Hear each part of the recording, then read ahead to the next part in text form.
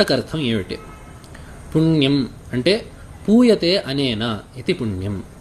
దేని చేతైతే జనులు పవిత్రులవుతారో దానికి పుణ్యము అని పేరు. దేని యొక్క సంపర్కము చేత, దేనిని సేవించడం చేత మనుజుడికి పవిత్రత అనేది చేకూరుతుందో అట్లాంటి దానిని పుణ్యము అని చెప్పి అంటారు.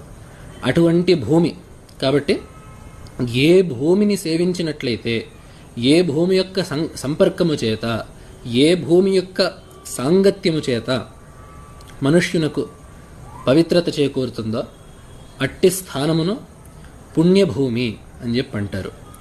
మన భారతదేశం మొత్తము పుణ్యభూమి.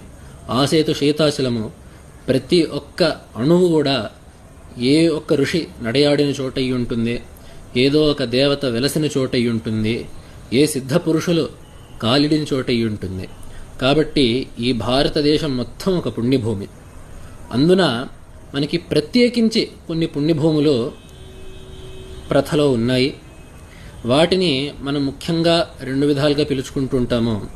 ఒకటి తీర్థము అని, మరొక శబ్దము క్షేత్రము అని. ఈ 2 శబ్దాలు మనకు ప్రసిద్ధిలో ఉన్నాయి, తీర్థమని, క్షేత్రమని.